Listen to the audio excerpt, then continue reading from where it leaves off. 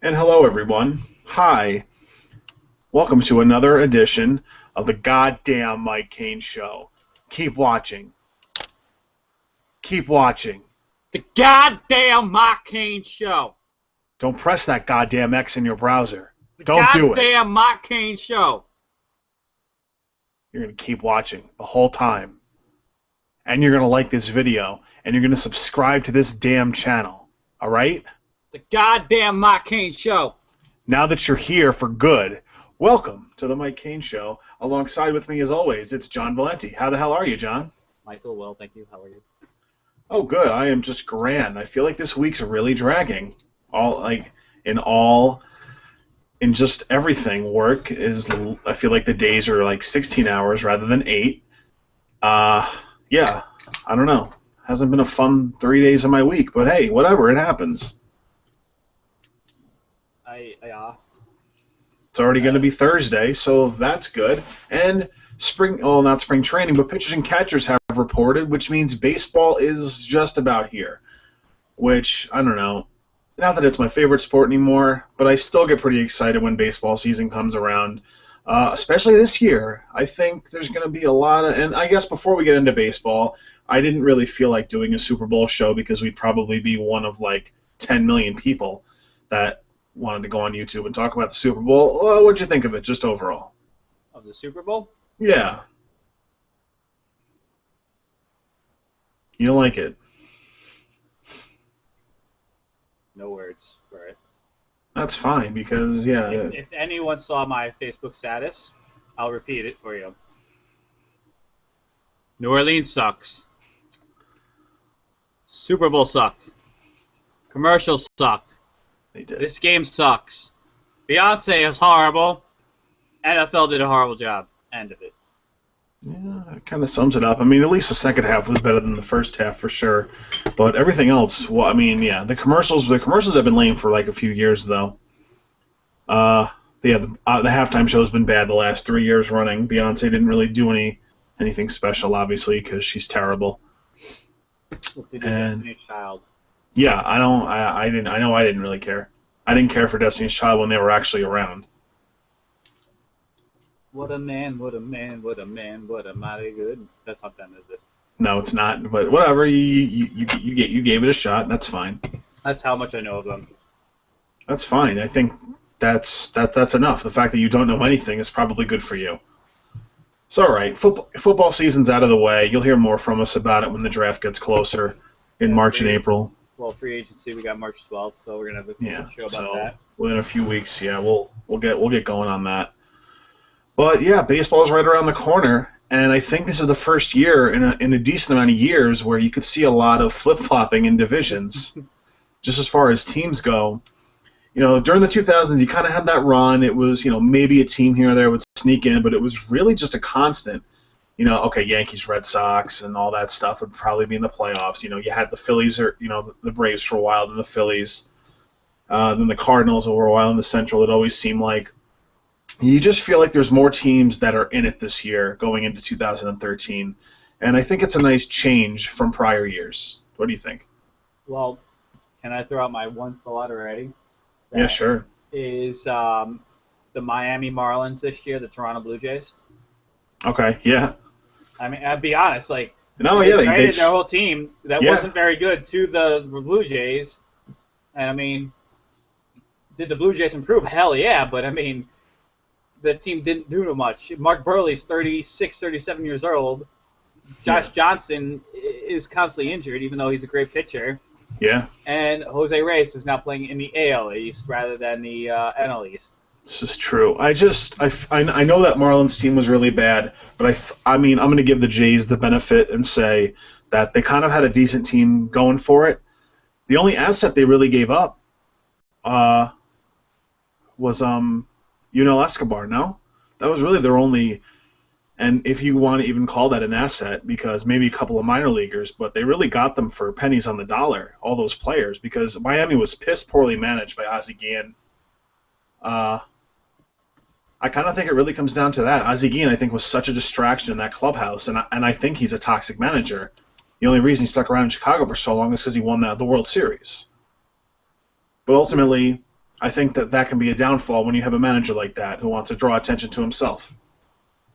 I think the players are better than they played last year.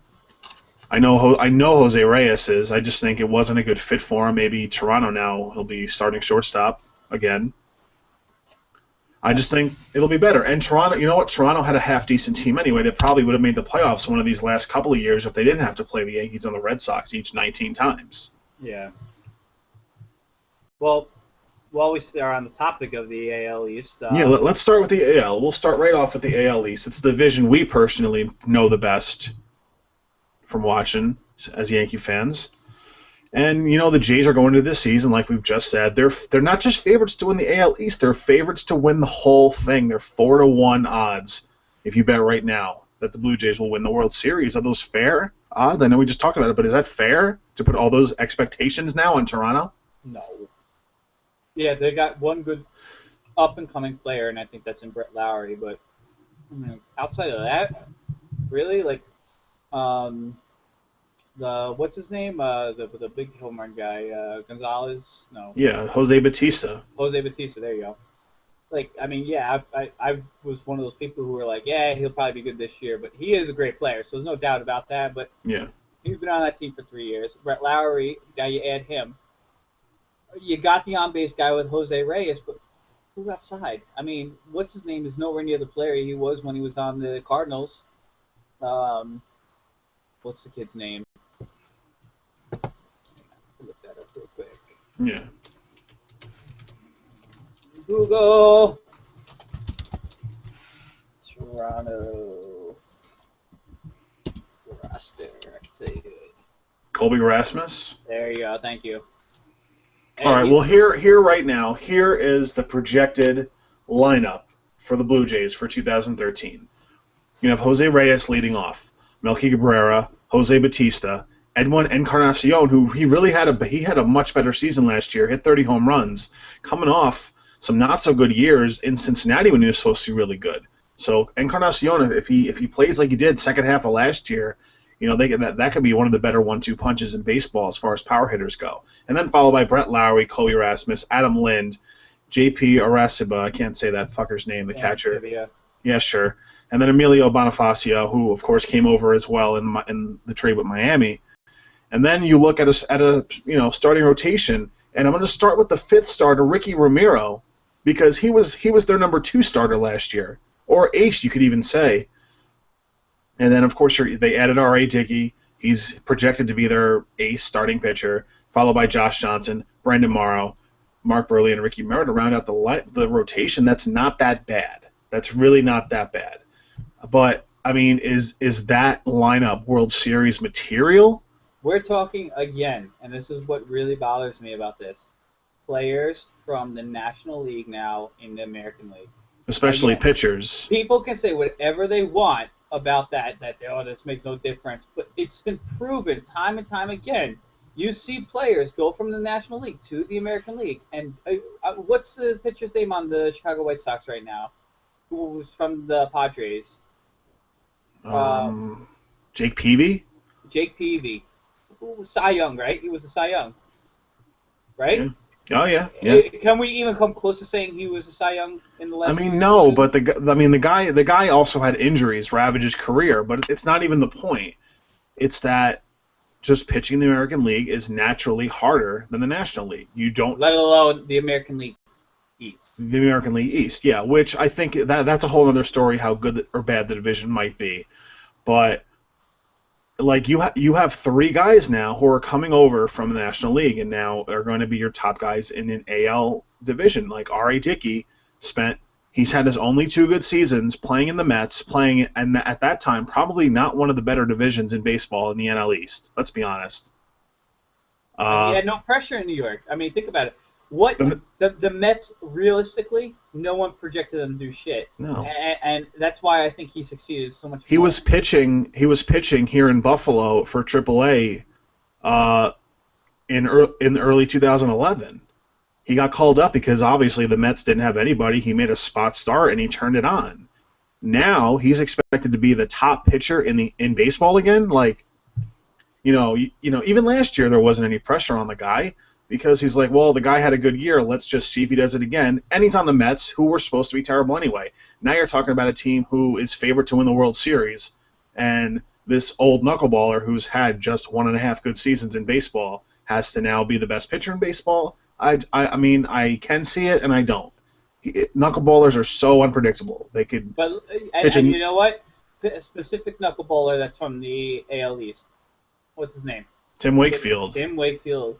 And he was okay. He could have good games, which I'm not saying R.A. Dickey will have bad games or good games, but Tim Wakefield got beat up a lot. Yeah. And you know what's even worse is that wasn't it Josh Tolley, right, got traded? Yeah, the Mets threw him in because that was the specific catcher for him. Yep. So now you got to release a roster spot on a guy that's not even that good. Yeah, Josh Tolley really is not. I feel like he was supposed to be like the next Mets catcher at some point, and they called him up, and he just wasn't good. So he's a throw-in. Yeah. But so I really view the Blue Jays as an improved team, still not. I think the AL East is way up in the air. I could go 50-50 with all teams. I think any one of them could win it. All right. Well, I'm gonna set like my, I think since spring training hasn't started yet, I want to throw out random predictions, and then once we watch some spring training and we get closer to the season, we'll have one more, big show. Maybe we'll get someone else on here. Maybe Joe Haubrick or something. Maybe if he wants to come talk baseball, we can have him on as well, and we'll do our second really big time MLB show where we make our World Series predictions, but not so much right now. But as right now, I feel like the division is a toss up between the Blue Jays and Tampa Bay Rays. I don't think realistically the Red Sox improved. They got John Farrell, who was the coach or the manager of the Blue Jays last year, and I think that's going to be missing in the Blue Jays. Then the Yankees are the Yankees. The Yankees will not, no matter what, Hal Steinbrenner will not let them finish in last place, I think. Okay. The Orioles are clearly improved. Whether that carries over from last year to this year is a different story because they did lose a bunch of players. But they still have a great manager running the team. Yeah. The Rays obviously are young and great team, but again, their lineup doesn't really support their pitching. And then the Blue Jays, as we just discussed. So it's I feel like every team has a shot to win that division. And I was more shocked the Red Sox last year, just like everybody else. But I wouldn't be shocked if this year it came down to all those teams in it at the end. All right. So here's the Red Sox starting lineup, projected lineup. Jacoby Ellsbury, if he's healthy, he can be very good. Shane Victorino, I think he's old. He's definitely declined. Yeah. Dustin Pedroia is the Red Sox best player. David Ortiz, Mike Napoli, who was a great signing, Will Middlebrooks, Stephen Drew, Johnny Gomes, and Jared Saltalamacchia. And then for the rotation, of course, John Lester, Ryan Dempster, Clay Buchholz, Felix Doubront, and John Lackey. I don't see the Red Sox finishing higher than, at best, third. The Red Sox are just not the team they were. They were bad. I mean, I know, and you know what? Credit to them. They cleaned house. They got the Dodgers to take on all of their terrible salaries. The only good player they traded was Adrian Gonzalez. So I'll give all credit in the world to them for dumping all those bad players and getting out of all those contracts. And all they had to take back in return was Matt Kemp, who they didn't even re-sign. So credit them. They dumped a lot of money. James Loney, not Matt Kemp. Sorry, yeah, James Loney. But he's gone. He's not on the team anymore. And the Red Sox... He's on the Rays. Yeah, so go figure. He's not a bad player, but the Red Sox didn't want to sign him. They're in no position to try and sign guys long-term right now. All the contracts that the Red Sox have are all very short-term deals. And honestly, you could see maybe Jacoby Ellsbury get traded this year if the Red Sox aren't good.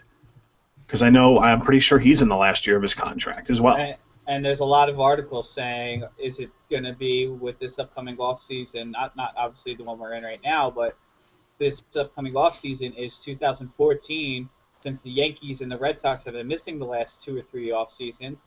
is 2014. Now that these two teams are going to be under the luxury tax, is this going to be their offseason where starting pitchers are huge? There's going to be better hitters available. So, possibly Giancarlo Stanton's going to be available in trade. The Yankees will have better depth in the minor league system, along with the Red Sox to farm out.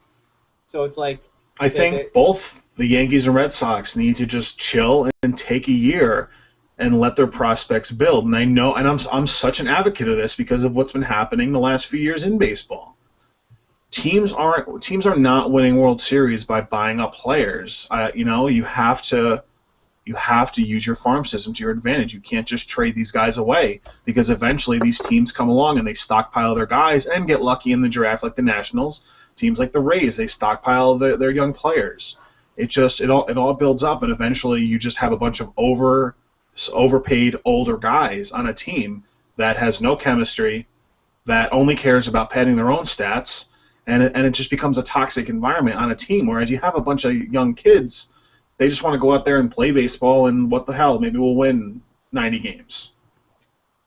I feel like baseball's taking a big shift. I know they're still your big contract guys, and guys are still way overpaid. But now you're setting the bar again for pitchers. If you want a big-time free agent pitcher, you're going to have to give them $25 million minimum. Felix Hernandez just signed 7 years, $175 million extension. That now sets the bar. If you want this high, if this elite pitcher, that you're paying this amount of dollars. And are we just going to see the Yankees and Red Sox work their way right back up into that luxury tax next season? Well, the first thing that, just because obviously the best team I know is the Yankees. Yeah. And I think the Yankees are starting to do what you say. I mean, clearly we didn't see them go after the big guys. I mean, I was actually kind of surprised because I was expecting – not going to lie, I was really kind of expecting them to surprise us and maybe sign Josh Hamilton. Yeah. And you know what? Here's the Yankees' projected lineup. Ichiro, Derek Jeter, Cano, Teixeira, Granderson, Youkilis, Hafner, Austin Romaine at catcher, the rookie, and then Brett Gardner batting ninth. This team is not improved from last year, and they weren't good. And they weren't, they made the playoffs, yeah, but they weren't good last year. Well, you know what, though?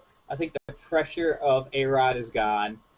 I don't think A-Rod will come back this year. No, I don't think so. No. And if he does, you know what? Yeah, I know it's going to be. He'll have no impact. Exactly. I don't think he'll play him even every day. I think they'll play him part-time or bench role. Yeah.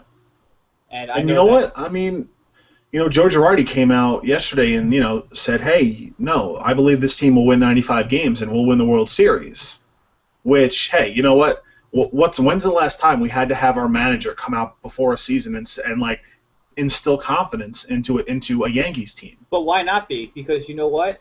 No, I know, but Kevin Youkilis is from Boston and clearly knows how to play in the American League East. Yeah, to play through the division. I mean, granted, he's much older and he's not as good as he was. No. But the signing, it might have been expensive because you could have got Eric Chavez for a much cheaper price. We can complain about that. But the difference was, I think the Yankees wanted more impact with Kevin Youkilis. And the story right there. And then Ichiro. I think that was more of the key signing for them because not only does it bring more fan base, defense, just defense. All defense, base running. Base running. And then he's also now that he's in Yankee Stadium, I think he could pop 20 home runs. Yeah, absolutely. Just as much as Swisher. Yeah, and Swisher was going to be more of a liability anyway because you never knew he was either home run or strikeout sometimes, maybe a walk. And the other underrated signing, I like the Travis Hafner signing. I like it a lot too. I mean, you know what? Maybe he's not very good anymore, but a lefty in Yankee Stadium, you really can't go wrong. Yeah. That's why I would have taken Adam Dunn, as terrible as he is when he's not hit, other than hitting. But hey, if the guy's going to be the DH, whatever. I like the signing. He was really cheap. But this team is it's gonna once again depend on pitching, and the bullpen I think is going to be improved with Mariano coming back, and if David Robertson can get to anywhere near his form was in 2011, then the back end of his bullpen is going to be fine. Let's even talk about the bullpen because even still, David Robertson last year. I mean, was he anywhere near 2011? No, but was he bad in 2012?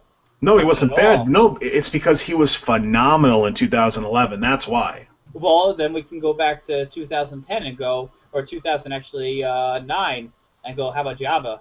I mean, imagine now you got two of those players plus Phil Hughes. If Phil Hughes can get back to that level, those Yeah. are Right now, your bullpen it seems like it can be pretty solid. A couple, if and right now Pineda is projected to be in the bullpen, but if he can come back and be a starter, I think that'd be great. and he's ahead of schedule. They're saying he could potentially come back as soon as April now, Which I'm fine with because right now you have Sabathia and then Kuroda as your number two. Andy Pettit as the third starter is a little iffy just because he got hurt last year, but that was kind of a freak injury. But again, he's older. He's old. You don't know how well he's going to hold up. And then of course rounded out with Phil Hughes and Ivan Nova, or Nova and the other kid, David Phelps. Yeah. Yeah, it's kind of interchangeable, like the back end of the rotation. Which I'm surprised with the Yankees. Like I if anything, I didn't expect them to sign people this year. I expected more trades out of them because, like, I'm just gonna use this as an example. Gary Sanchez, they have him listed as a catcher, but they said he's not going to play catchers in the bigs. They said he'll be a first baseman. So I figured they might try to get rid of him. Manny Banuelos, whatever it is. Banuelos. How do you say this kid's name? I don't know right now. But your pronunciation is probably as good as mine. Jose Campos and the other kid that they got in the Pineda trade. What was his name? Well, whatever. And then and when you got the other kid, the one that's hang on a second. Dylan Batanis. Yeah. Betances, whatever his name is. I'm surprised with all the pitching depth they have. I'm really shocked. I know they wanted their pitching level, their guys to be the price they wanted to be at that it was last year, or the year before, I should say. Yeah. But I'm surprised they didn't use that to their advantage because the pitching seems to be the more depth they have than it is the hitting now. In which, if you look, Keith Law posted the Yankees top 10 farm system. Yeah. 1, 2, 3, 4, 5. 5 of 10 are pitchers, with 3 more followed by pitchers that didn't make the top 10. And the top 10 are Gary Sanchez, who's still in, I don't even think he's in AAA yet. Mason Williams, who's, I think, AA. Slade Heathcock, I don't even know who the heck that is. He's got a good last name. Heathcock. Not cock. And then, well, whatever. It's close enough. Angelo Grums. So some of these guys are, are they? I don't know. We'll to be determined. But, yeah, and look, but again, like prospects, you don't know. There's very few prospects who are like, yeah, this guy is going to be the shit. Because we all thought Jabba Chamberlain, Phil Hughes were going to be the shit, and we traded away the best guy out of the 3, Ian Kennedy. We thought he was going to be like 3 out of 3, and he's the best one. It's proven. But again, so you can't prove shit with prospects, but it's nice to have, especially pitching prospects. They're more valuable than hitting prospects. I'll take a shutdown pitcher over a home run hitter any day. So, but I mean, how do we feel about this division? You feel like it's any teams to take? Just like I said, I look at the. Let's put it like this: I look at the Rays lineup just as good as the Red Sox lineup. And just with the Rays having a better advantage with pitching. I look at the Orioles as not improved, but they got the spark. They got a great manager. They did well for themselves, and I think they made a couple of trades that made sense for them. And most of their guys are coming back. Yeah, I think that's what's key for them. I know they signed Jar Jurgens away from the Braves. To be like he's going to be back into the rotation guy, but their pitching wasn't very strong to begin with. I just remember Miguel Gonzalez shutting down the Yankees in the playoffs. The Orioles will be the same. I think they'll finish second or third. It depends on with the Rays. I feel like if Evan Longoria needs to stay healthy, I think in the little bit of time that he did come on and play last year, the Rays were phenomenal, and I think he's the heart and soul of that team. And when Longoria doesn't play, man, it hurts. We'll see. I think we'll have to see because remember James Shields to the Royals. And that's another thing. Now they got a young guy coming in, and which they obviously always do well with. Alex Cobb comes into the rotation now. I guess, look, we'll see. And if Will Myers is really good, he's certainly going to replace probably like Matt Joyce in the outfield and come into this lineup at some point this season. Right now they have him projected just as like the top bench player. Yeah. But again, it's a wait and see thing. I feel like the Jays can win this division this year. I think they've made enough moves. They've certainly put enough money into things to go for it this year. And you know what? Credit them. You know what? They've been like the third place team behind Boston and New York for so long. They've realized this is the year we can make our move, and they did.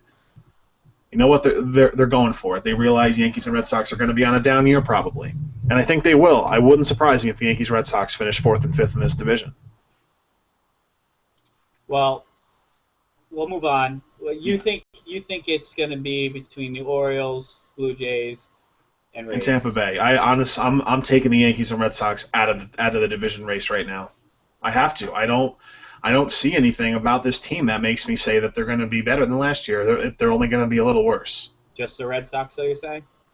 The Yankees, I think the Yankees too. I know that the lineup sounds good, but you don't know who's going to get hurt. You don't know if Travis Hafner's going to get hurt again, if he sucks. Cano's still the best player, and I think that needs to be priority number one this whole season. If you get anything accomplished, is to make sure you have Cano signed, and he doesn't leave town.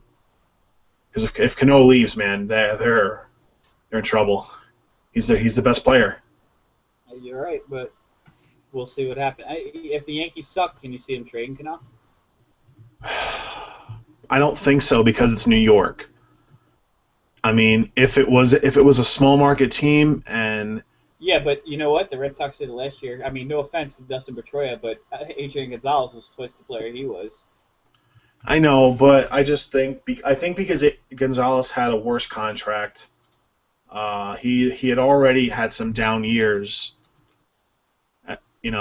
His last couple years in the Padres, and he still got that big contract, and he's 30 years old. I mean, Cano's 32. It doesn't make a difference, man. It's tough. Maybe. It would just suck to see him go, but maybe it's something you have to do. Maybe you don't want to. Maybe you don't want to invest. What? At the least you're going to have to sign him 5 years, $100 million, right? Probably more. Cano? Yeah, you're probably going to have to sign him $25 a year. Probably a lot more than that. See, I don't know. Maybe. I think it depends. If in July they're really bad, maybe you trade him, see what you can get. Especially if he's the best player, because teams will give up. And you could probably go to a team and say, all right, we want your 5 best prospects and draft picks, and they would say yes. I think there is leverage there on both sides, because Cano knows he could leave, but the Yankees know that they could get the world for him if they did trade him. Yeah. All right, let's move across leagues here. Let's stay in the East. Let's move on to the National League East. I think the Braves are probably going to be one of the better, more improved teams this season. They got both Uptons. They somehow worked that one out. This lineup is just a lot better, especially if everybody stays healthy. Same with pitching. Yeah. But the Braves right now, can we say that it's a 2-team race in the NL East, the Nationals and the Braves now? Yeah, I mean the Phillies, they're old. Yeah. Cliff Lee is now, which he should be the ace, but he didn't show it last year. Yeah, for sure. The Mets, obviously, the Mets, and then you got the Miami Marlins, which, unsurprisingly, I don't put them last. Putting the Mets last? I'd probably actually put the Mets last right now. Because, all right. The Mets actually made a lot of good minor league signings, and I give them a lot of props. Yeah. But the problem is that it's not like your best player is still David Wright. Do you think they should have traded him instead of giving him $20 million a year? No, because I think they're coming. They got some good players coming up. That's the problem. They're young, so in maybe 2 years they might be able to contend. Yeah, and if they sign somebody too, they got to find somebody that's gonna um, come in and be as impact as David Wright. I mean, who knows? Maybe they'll go after Cano if the Yankees don't sign him. Why not? I just think the Mets with the whole since the Bertie Madoff thing and the Wilpons lost all that money, they've been trying to cut costs all over the place. I think. Well, I'm not gonna say that was the reason. They were super smart to trade R.A. Dickey while his value is as high, coming off a Cy Young win. I think the whole world knows that. All right, look, R.A. Dickey won the Cy Young, but you're gonna trade him, and he's gonna give you a couple of years, maybe, as an unpredictable knuckleballer. They picked they were perfect in trading him. They got exactly good stuff they wanted back.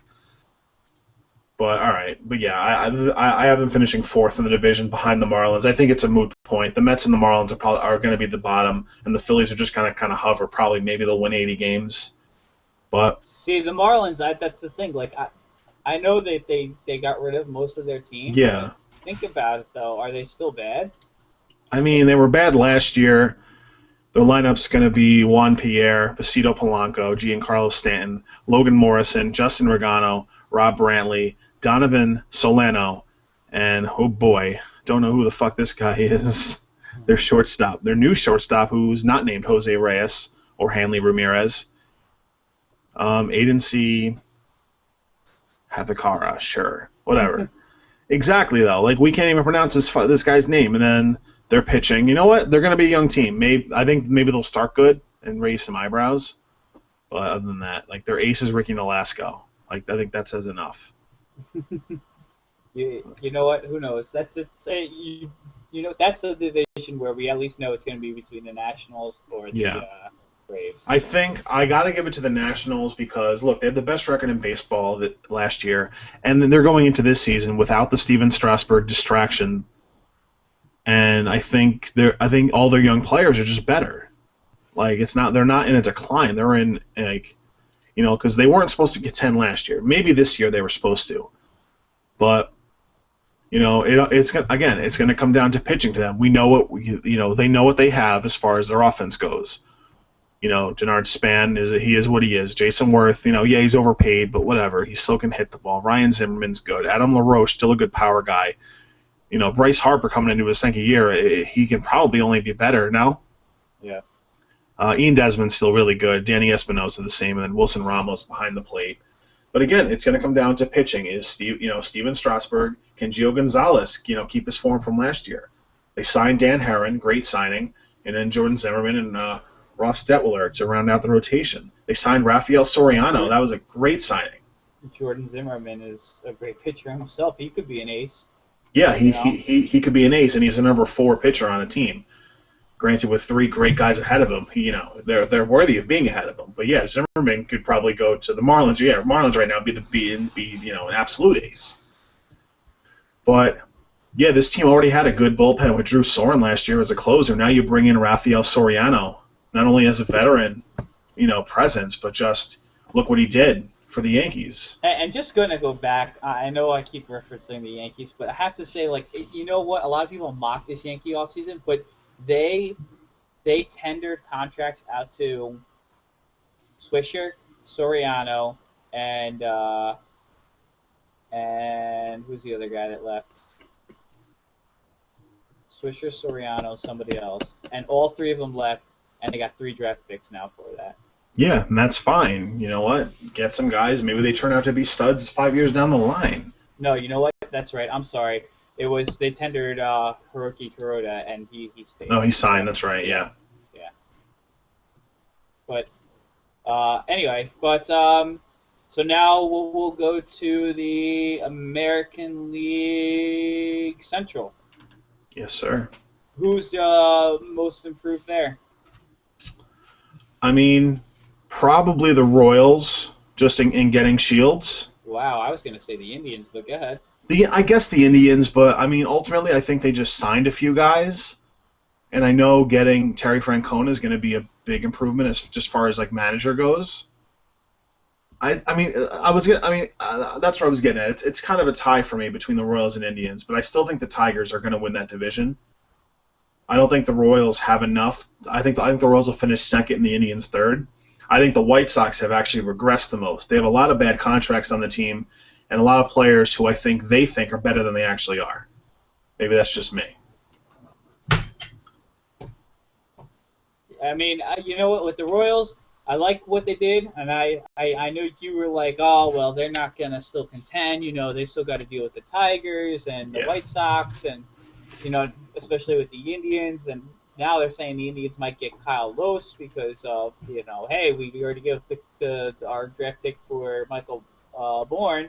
Why Yeah. not go after get a better pitcher to solidify our rotation? But I have to say the Indians because it starts with the manager, Terry Francona.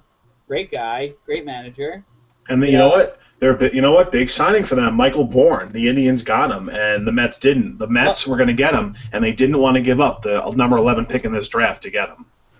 Which I think that rule does need to change. I think that a top 15 pick probably should be protected, especially if the team does have a losing record. Exactly. But, that's a different story for a different day. But going on is that Swisher, Swisher's a great bullpen or clubhouse guy. Whether his hitting is good or not, but he adds so much more to just by being there. Yeah. Then Carlos Santana. Hopefully, he gets back into what he's supposed to be. He's supposed to be that. Because he was coming off that nasty broken leg in 2011, and he still had a decent season last year. But I think now this season, he'll be absolutely 100% and just ready to go. And in this offseason, they've signed Mark Reynolds. Plus, Asdrubal Cabrera. Yeah. I mean, look, he's a great player. He's a great player. So you figure they've added to this lineup. Their young core was Cabrera, Jason Kipnis, and then in their rotation, Justin Masterson. Those are kind of like their guys where you're like, all right, these guys are these guys are solid. Regardless of anything, we have these guys. They've added just in the offseason Michael Bourne, Nick Swisher, Mark Reynolds, and Drew Stubbs, all projected to be starters now for this team.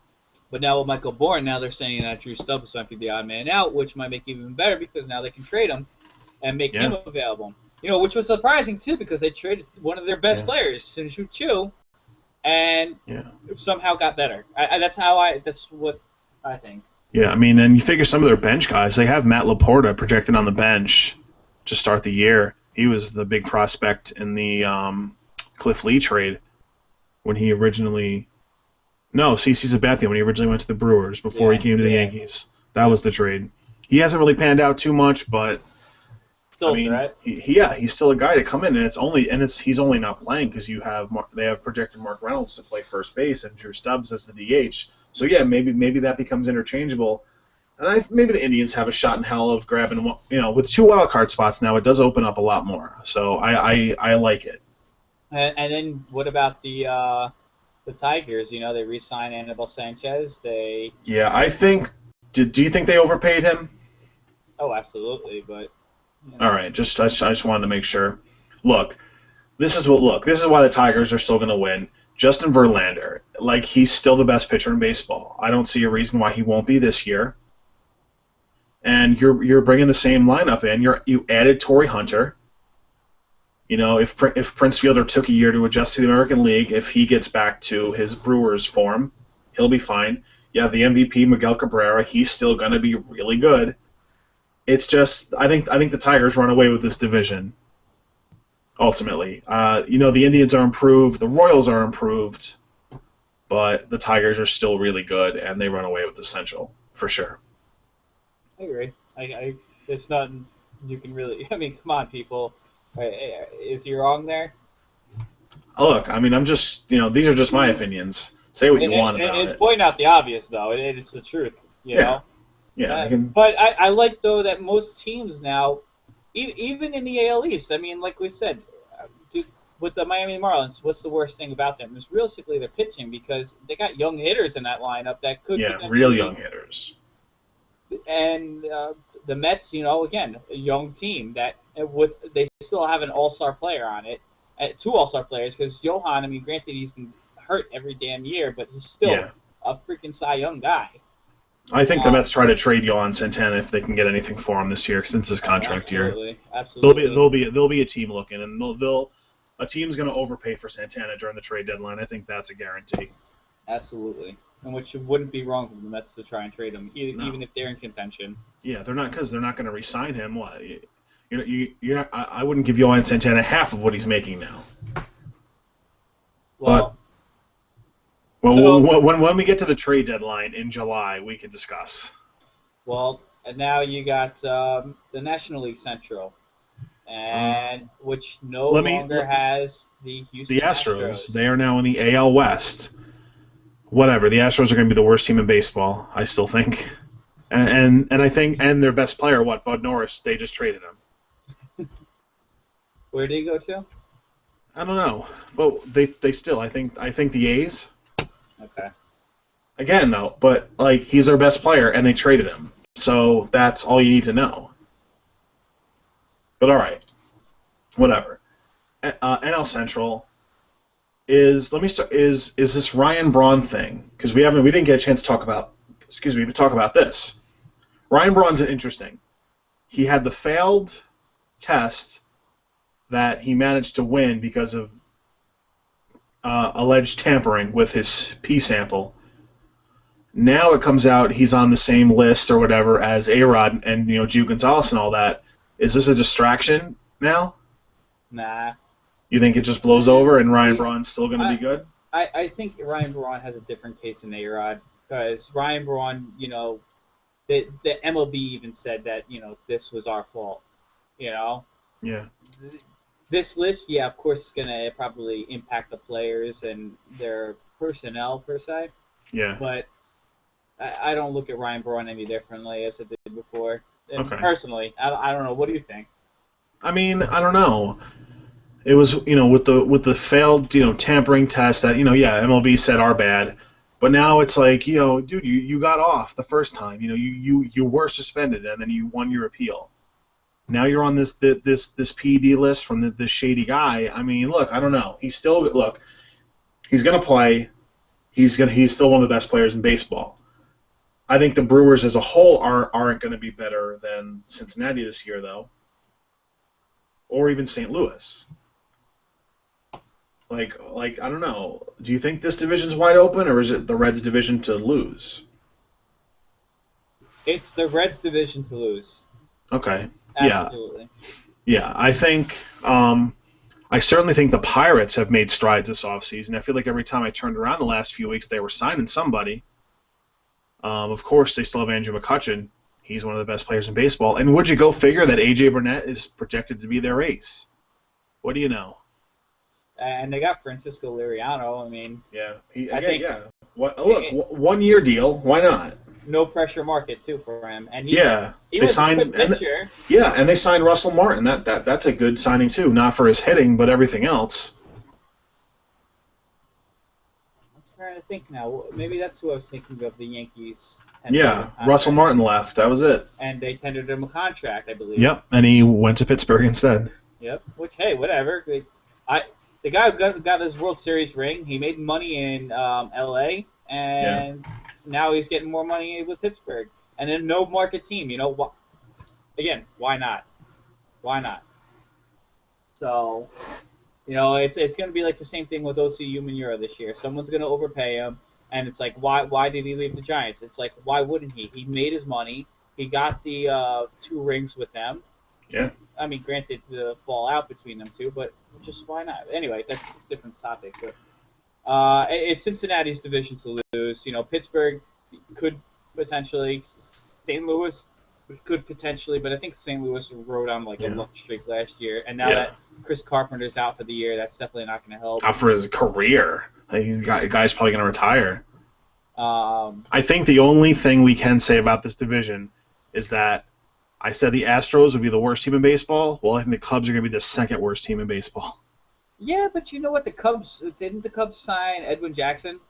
Okay. And they have that young kid, the hitter, Casey.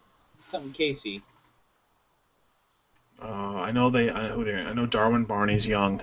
No, it's the first baseman. What's his name? I don't know. I know Anthony Rizzo's their starter. Anthony Rizzo. Yeah. Thank you. And he was damn good for them last year. I mean, he had a cold streak towards the end, but he didn't play for, I think, the first, 50 games or so. I know, but maybe the next couple of years, Mike Woodson always looks pissed off, by the way. Did I ever say that to you? No, but you're right. Like he just looks like an angry bald guy, which is fine. You know what? If it's gonna make Carmelo Anthony pass the ball and not dribble up and shoot, then I'm fine with it. But yeah. So yeah, I think look, Alfonso Soriano's contract's mercifully done for them. They can get that off the books and kind of move forward, which was a bad contract even when they signed him. Maybe they trade him and get something if a team again needs a hitter, because he kind of came on last year. Soriano had his best year in a number of years last year. I still don't think the Cubs are going to be any good. They're certainly not going to win the division, let alone probably finish higher than third or fourth.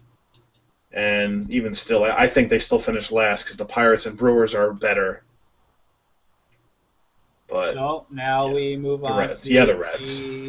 Let's go. Let's go NL West first. NL West, okay. Yeah, let's save the AL West just because it's a little interesting now. I think there's big changes in the AL West. I think the NL West stays the same. You look at the Diamondbacks, who they lost their best player, Justin Upton. They got Martin Prado in the deal back. They got Cody Ross as well. But they got they don't have very good, I should say, contracts on the team. They gave Aaron Hill too much money. Mm. I mean, you take Justin Upton out of this lineup, it's nothing impressive. Their pitching will be very good. Ian Kennedy, Trevor Cahill, Brendan McCarthy, and Wade Miley, their young kid. But their lineup... They're they could be good, but they could be bad. But they're not... I don't think they'll be better than the Giants. Defending World Series champs. I agree with that. But the Giants, again, are a team that don't impress me either. No, I know, but the Dodgers do, though. They have a bunch of shitty contracts, and they just threw money at guys who didn't deserve it. Well, you know what, though? It just showed you towards the end of last year, just by different scenery, especially with Adrian Gonzalez, who you can see did not want to play in the East Coast. He obviously prefers the West Coast much more. Well, then why do you sign your contract in Boston? That wasn't a trade to the Red Sox. You left the Padres for the Red Sox, and then all of a sudden you hate the East Coast. It's why do guys do that? I know it's a money grab, and you're not going to turn down that kind of money Boston was offering. But then it's if you don't like the East Coast, you have to travel to it as an athlete. I don't know. It bugs me sometimes, but whatever. I digress. I think the Giants and Dodgers, it'll be a toss-up with them. I don't see the Rockies and Padres aren't going to be a threat, that's for sure. Yeah, I actually want to say the Rockies will be the worst team in baseball. In all of baseball? No. But with the Astros in front of them. I think the Rockies are the second worst team. Their pitching certainly isn't good. Jorge De La Rosa, Johnny Kachin, Jeff Francis. It's not good. Jorge De La Rosa is their number one starter, and he's not good. Injury-prone season. Yeah, and obviously they have the good offensive players, Dexter Fowler, Carlos Gonzalez, and Troy Tulowitzki. Todd Helton's old. He just got a DUI as well. He's done. Michael Goodyear's good for 20, 25 home runs, but that's it. So yeah, I guess I could buy into that. But who do you think is going to win the division? Is it the Giants and Dodgers? It's the Dodgers, man. Like I said, how could you not pick them? Clayton Kershaw is probably the second best pitcher in baseball. And to me, I actually want to argue with you with actually Clayton Kershaw being the best pitcher in baseball. Instead of Justin Verlander? I think he's always underestimated by so many. He's always been my first pick in the draft, and every time, never been disappointed. Well, he won did he win the Cy Young in 2011? And right? Yeah. And then that was a bad Dodgers team too, because he won, and he only won 11, 12 games. But he was just so dominant every time he went out there, and the Dodgers never scored runs for him. Well, so you got Clayton Kershaw, and they have a lot of pitching depth, don't they? They got Joe Blanton, I think. No, it's the Royals. No, the Angels signed Joe Blanton. Yeah. I mean, they're starting. You figure outside of their top five, which are Kershaw, Zach Greinke, Josh Beckett, Zach Greinke, yes, thank you. yeah, Hoon Jin Ryu is their fourth starter. Aaron Harang rounds out their rotation, and then in the bullpen, kind of sitting around, you have Chris Capuano, Ted Lilly, and Chad Billingsley. All could be starters, spot starters. Yeah.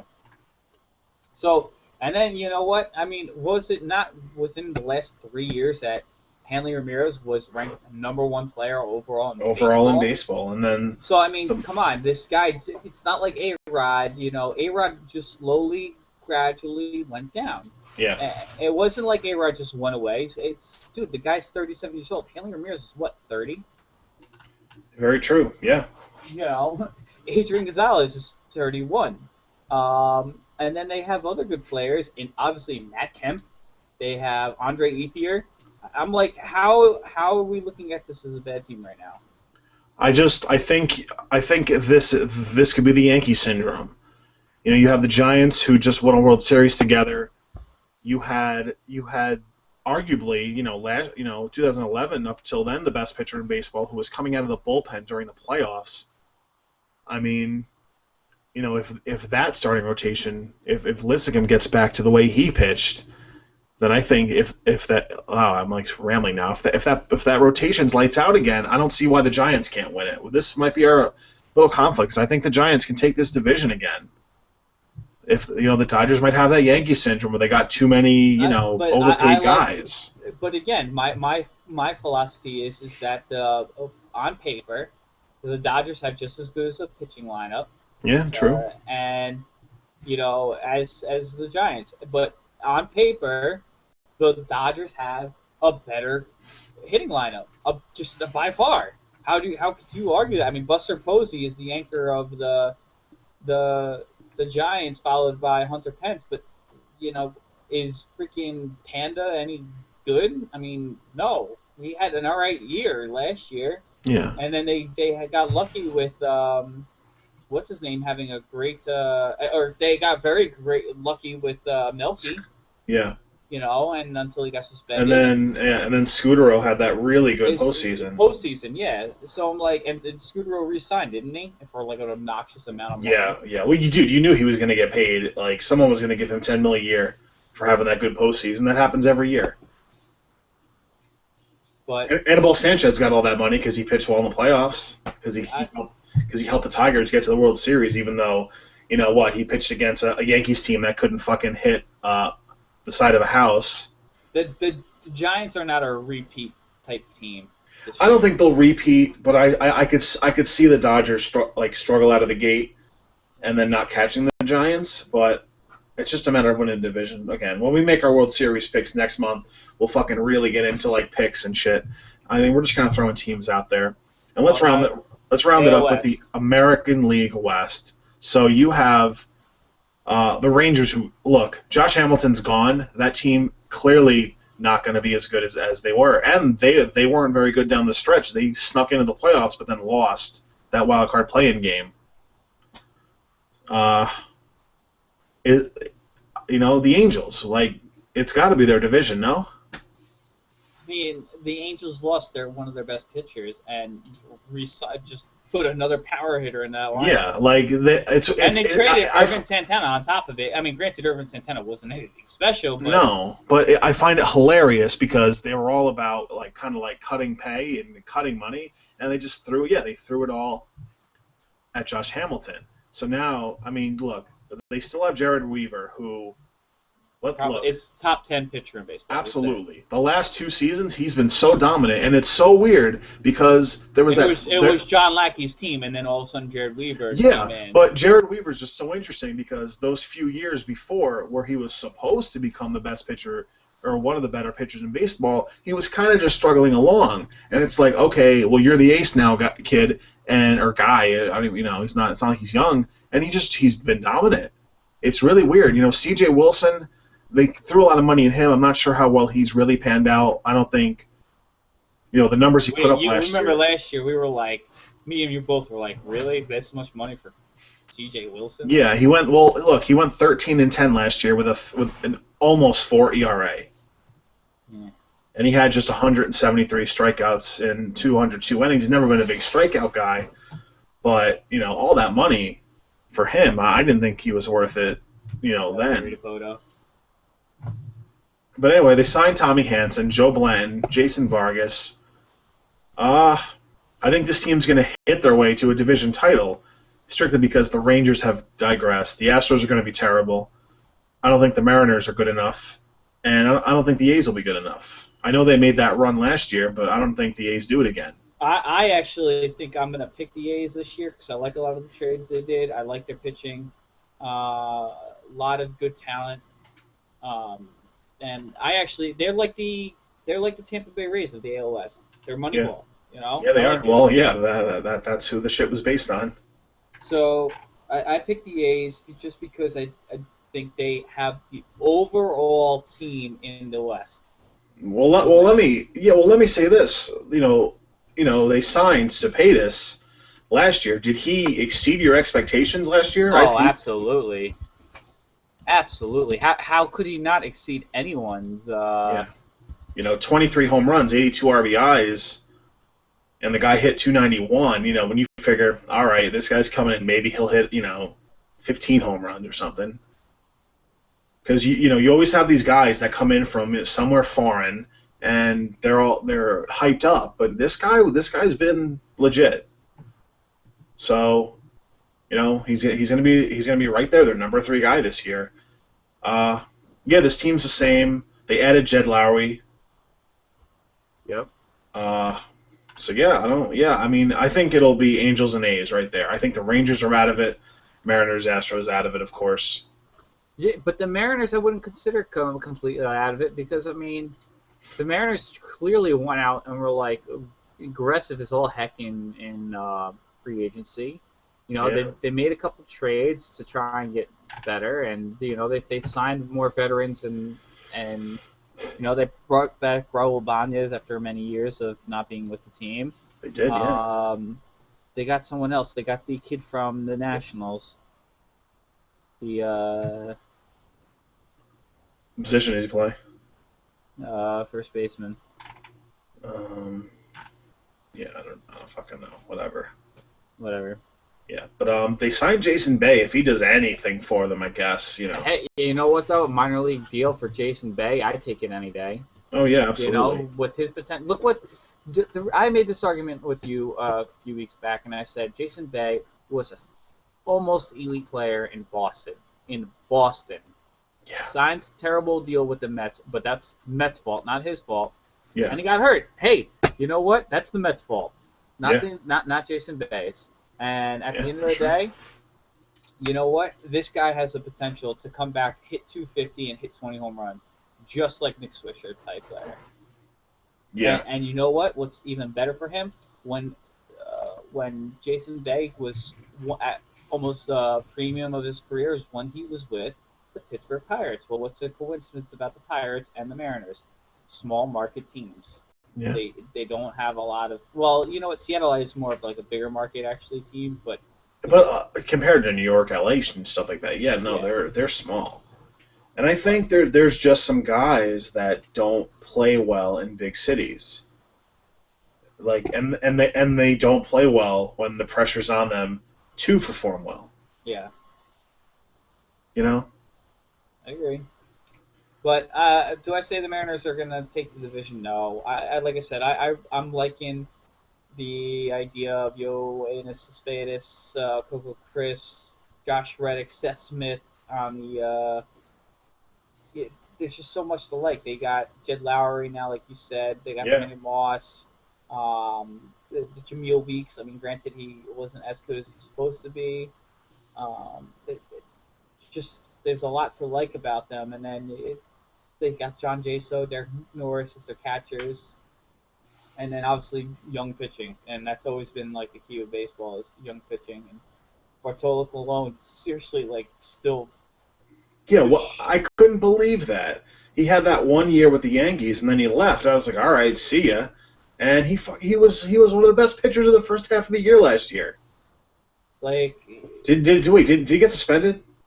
No. Fuck, I thought he did. Who am I thinking of? Some old pitcher got suspended last year. Well, Bartolo Colon did get suspended. Oh yeah, okay. No, he did get suspended. I thought you were talking about this year. No, last year. All right, Yeah, so no. I wasn't okay because, oh yeah, he got suspended. And I was like, well, that makes sense.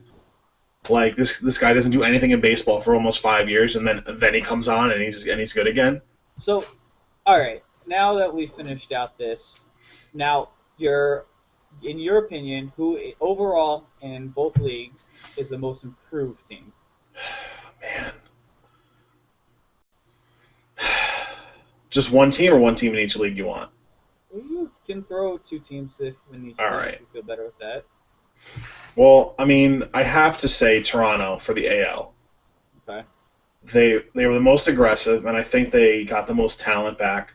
Again, we could say the Indians, we could say the Angels, but the Angels kind of dropped pitching, gained hitting. They kind of even themselves out a little bit. The Blue Jays made the most moves. They were the most improved on paper. They picked the best year to do it with the Yankees and Red Sox coming off on a down year. It's their time. They feel like it's their time to do it, and they went for it.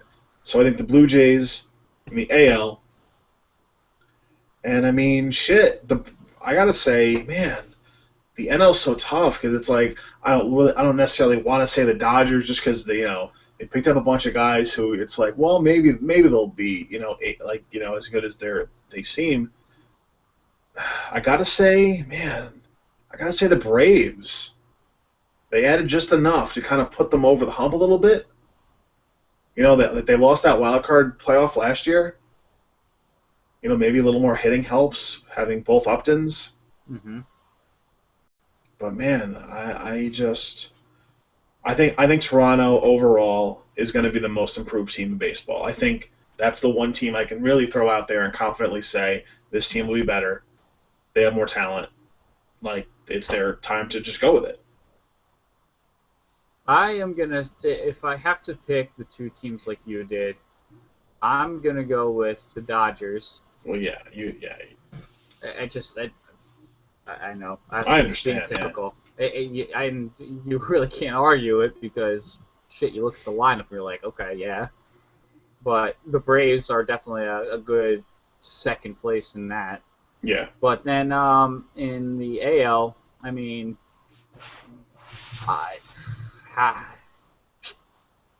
Kansas City, the Indians, the Blue Jays, like you say, but the A's, it's like I think more of the AL teams had better off seasons than the NL teams. Yeah, definitely. But yeah, it's just who do you? All right, who do you think? Who's like the preseason favorite, if you will, MVP favorite in both leagues, I guess.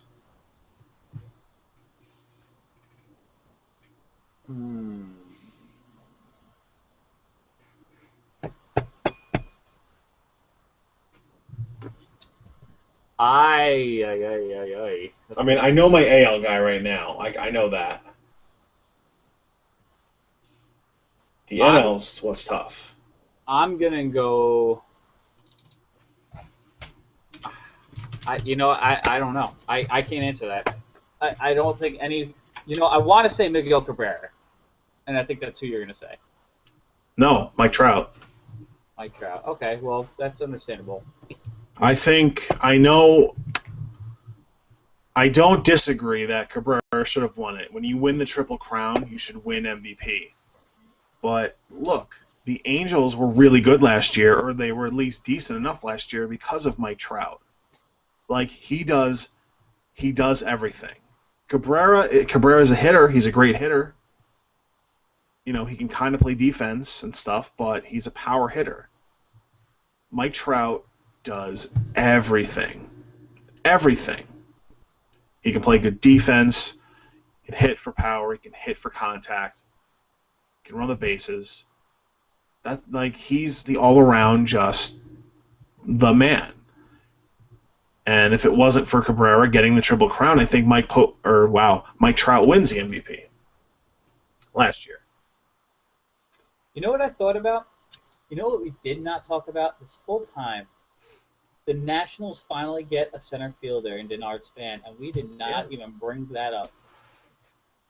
Because I'm reading ESPN's like philosophies of this off season and this coming season. Who's the best? All right, that's actually one question I want to ask you. Okay. Who are some, say, top 3 free agents still available, in your opinion? That you're surprised. Available? That I'm surprised aren't signed? I mean, shit, I don't know.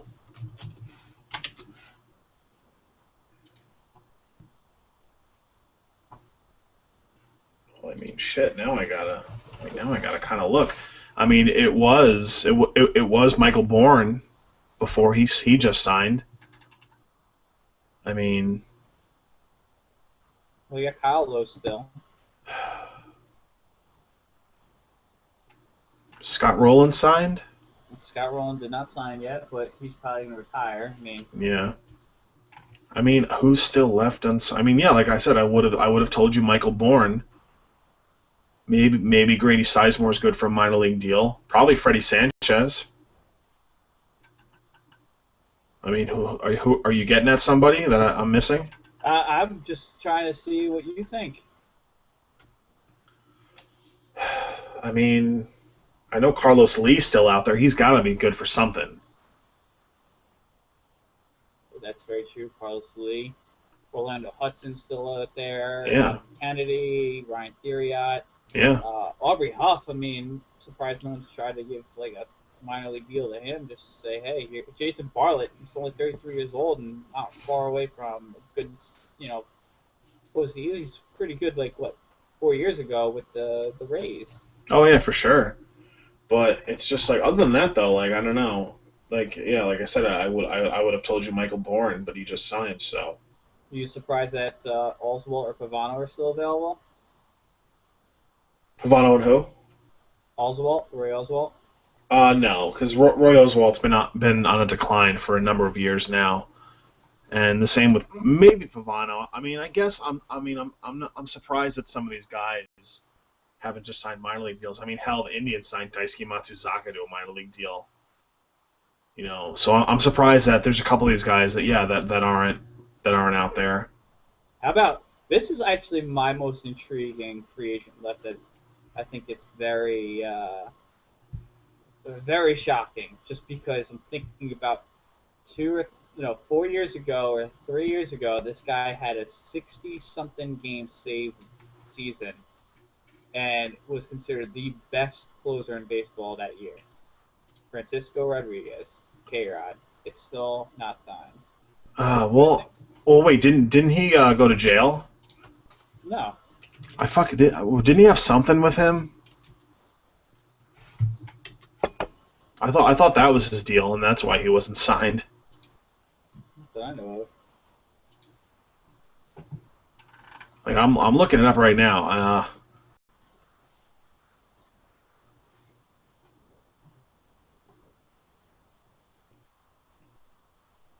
Yeah, and he had another domestic violence issue back in September.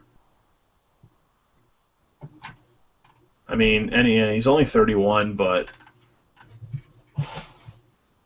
just, yeah, I don't know.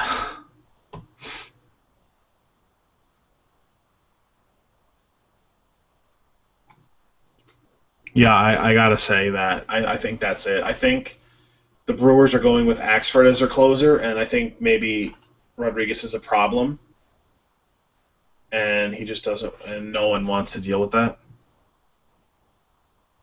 So yeah, that's all I can think of. When you get arrested for allegedly hitting and kicking the mother of your child, I think teams tend to stay away from players like that nowadays. Yeah. So, I guess it's just my thought. But, I know, didn't Kyle Lowe say he was going to retire? Kyle Lowe, he's like 30 years old. Yeah, I don't know. I feel like he said he was going to retire. I thought, but no one. Either way, no one signed him yet. No one signed Derek Lowe, Jose Valverde. Chris Young from the Mets. He was supposed to be good. He's really tall, but he's been hurt. Chen Meng Wang. No one gave him a deal. He's still young, isn't he? It's like 30. 32. Chad Gaudin's still out there as a reliever. Maybe he could do something. Maybe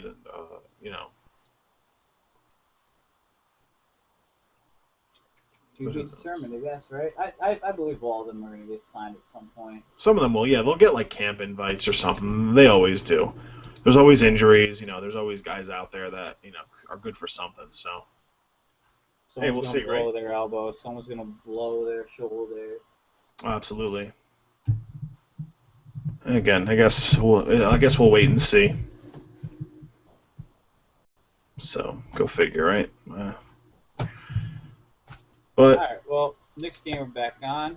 I think we wrapped up our MLB preview show. Yeah, just our pre-spring training thing. Who do we like? So, if you missed any of it, definitely go back and watch it. We went over every division here. By the way, I hope you're all watching the Rangers, who are on a pretty good hot streak right now. They should have won that game in regulation. They shouldn't have blown the 3-goal lead in the third period, though. But you know what? A win's a win. I never like giving teams in the same conference a point when you should have avoided it. But hey, they weren't especially within 45 seconds to give another freaking goal. Oh, that was brutal. I think I was in and out of the room it's 3-1, and then I came in and I was like, oh, goal. I should sit and watch the rest of this, and they fucking score again. But look, it happens. You put the puck on net, it bounces in. Shit happens. So first shootout win of the year for the Rangers, and I'm very happy for my boy Callie that he got to do it. Yeah, it was definitely nice.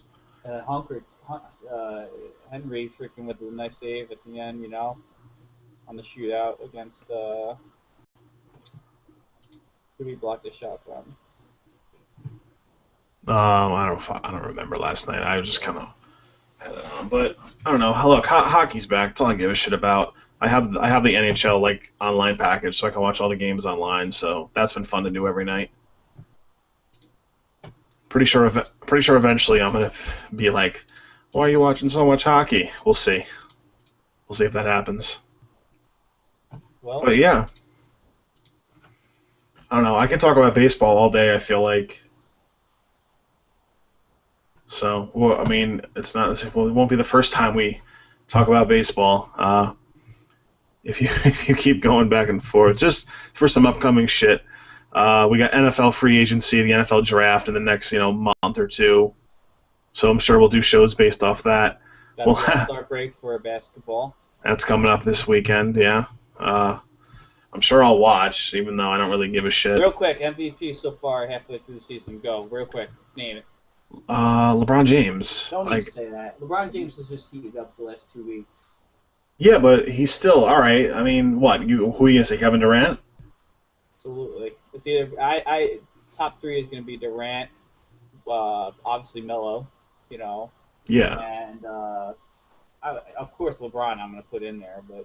I mean, look, I say LeBron James. I mean, yeah, he's been hot the last 10, 15 games, but that's also a quarter of the season, and he's still been good before it. Look, I'm not a fan of his, but look, Dwayne Wade has been either hurt or not contributing as much as he probably should, and Chris Bosh is Chris Bosh, and that's it. It's LeBron James carrying this team to a number 1 seed in the East, as much as I don't want to admit that it's what's happening.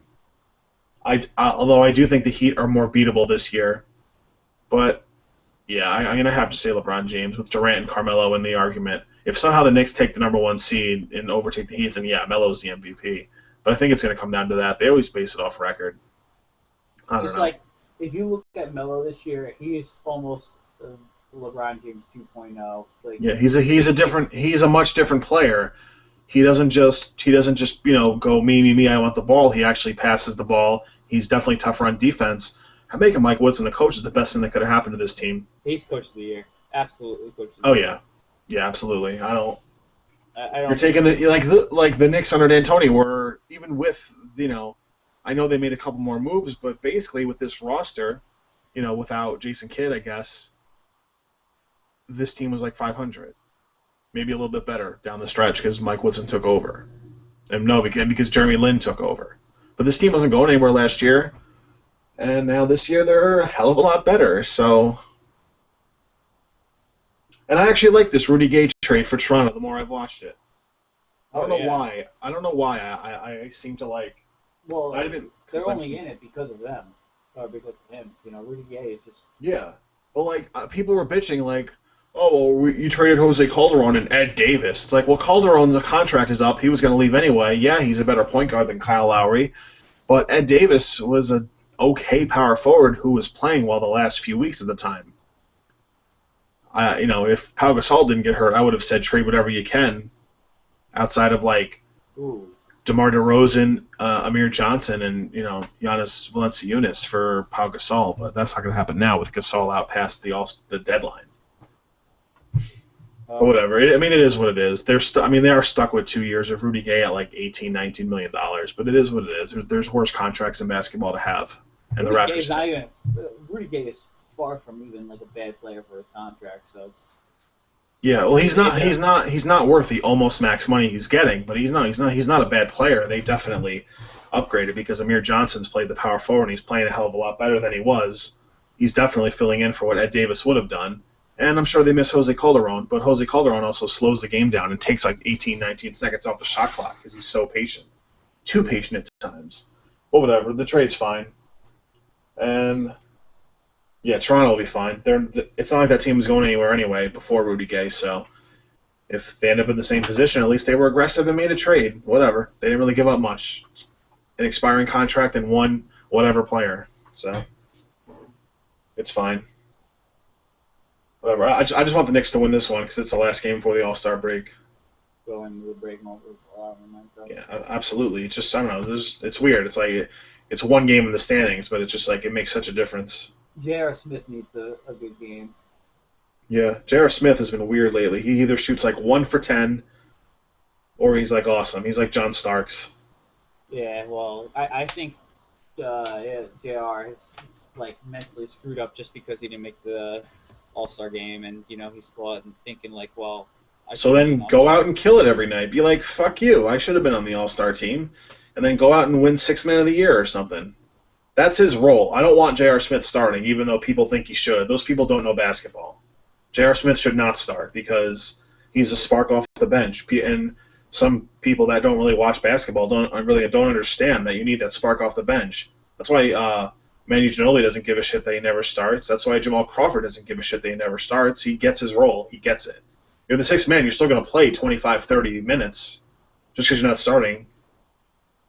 It's almost the equivalent of bitching about not being a... Almost an M1 for Melo. Yeah. But like they let him wide open in the freaking paint. Yeah. But I was listening. Yeah. Shit, I forgot. Yeah, but some people just don't get it. Like they're like, well, J.R. Smith puts up the best numbers, so he should start. No, he shouldn't. That's why. Well, I think it's kind of dumb that Woodson's starting 3-point guards. Yeah, but you know what though? J.R. Smith coming off the bench works. You know what? Let him be that. Oh no, I don't want J.R. Smith. I don't even want J.R. Smith playing 40 minutes a night like he's been. So. Yeah, no, I want that to go down. I actually like the idea of bringing J.R. and Shumpert in together and maybe starting Novak with Melo because now your perimeter shooters are freaking. I like the idea of somehow making a trade with someone and trading Shumpert and getting either Jared Dudley from Phoenix or Paul Millsap from Utah. I'd be okay with that too. Some of the shit they've thrown out there. I highly doubt the Knicks make a trade. To be honest with you. I mean, I don't think they should necessarily. They're certainly not desperate for one. But if you have to trade Shumpert, this team is Felton and Shumpert, so it's like they're not. Yeah, I know you need Felton for defense for sure, but Felton just fits so well at point guard with the Knicks, and he likes it too. Yeah, Felton. That's why I didn't like that they traded Felton. The only reason they traded Felton originally for Melo was because like Denver kept holding them up for it. If I were the Knicks, if anything I would do right now is probably trade JR. And I know like I'm being. No, I'd trade Shumpert instead of J.R. Smith. The reason why I'm saying trade JR is because you're not. He's good. I mean, come on, the guy is worth more than $3 million a year. Yeah, but you have to trade it. If you're going to trade him next year. He's under a year for 2 years under contract. I know. Well, no, he's got a player option this year, but I understand he's got. Yeah, so I guess if he declines it, then he declines it. But you know what, I don't know what you'll get for J.R. Smith. That wide open shot, man. I don't know shit. I think Shumpert has more trade value because he is still second year player. J.R. Smith can be kind of like streaky at times, hot and cold. I think with Shumpert, teams want that defensive on the ball guard. So if the Knicks can get like I said, Paul Millsap, because the Jazz probably want to trade one of their two bigs, better bigs since they have they have so many of them. You put Paul Millsap on the Knicks now, you can rotate in Stoudemire a little bit it's better. It's so funny watching poor Landry because it's like you can see they're being nice to him too. The Knicks. Like the fuck does Chandler miss that? I don't know. They're literally being nice to him. Like Chandler, you know how Chandler is. He's usually like pushing and shoving and boxing out like crazy. And same with Melo. Yeah. But they're like, it's Landry. We'll be nice to you. Yeah. Wait, later they'll just punch him in the face. Yeah, right. That's what Chandler does. Oh, for sure. But all right, so that's been our early baseball preview show. I'm glad. Basketball. Yeah, and random basketball rants. I'm glad we didn't talk about the fucking Super Bowl. I'm kind of just over it. But yeah, lots of baseball, and there's lots of fun stuff coming up. Spring training will happen. I'm sure there'll be injuries. I'm sure there'll be stories, so we'll do that for you. I kind of want to get a set schedule of this. I'm thinking not so much us every night. I'm thinking that we do every Tuesday or Wednesday, like weekly. Just kind of set that now. Like pick one day and be like, all right, this day, definitely. Not that there's anyone that really religiously watches this, but so that there's maybe some kind of theme, and maybe there's one person that goes, oh man, it's Tuesday. Maybe they're gonna do a podcast. Quote from Mr. Clyde is, "We need continuity." How do you pay your student athletes? Well, that's for us to determine. I can't say that right now. So. Yeah. Probably Wednesday would probably be better, but we'll. Yeah, then that's fine. And then maybe Tuesday I'll just rotate other people if I want to do that. I'll figure something out. Not that I really give a shit about having a set schedule. I'm more worried if anyone watches this after the fact anyway. If you watch live, then hey, great, more power to you. I do appreciate that, but remember, like this video and subscribe to this channel if you do enjoy what you're watching. And if you've been here for this long watching this show, you probably like what you're hearing, which is good. It's nice.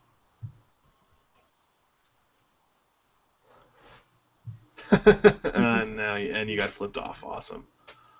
So yeah, hope you enjoyed us rambling about baseball and everything else for about an hour and 20 minutes at this point. Which I actually asked for under 45, but hey. Yeah, but hey, you know what? Shit happens. Now we're done now. All right. So, and let's see. Hold on. What did I got? I got one text from someone that called me a pussy. Oh, thanks, Anthony. If no, Anthony Vigna. No, it wasn't him. Anthony DePape, if you're still watching, you're a douchebag. Good night, everybody. Good night.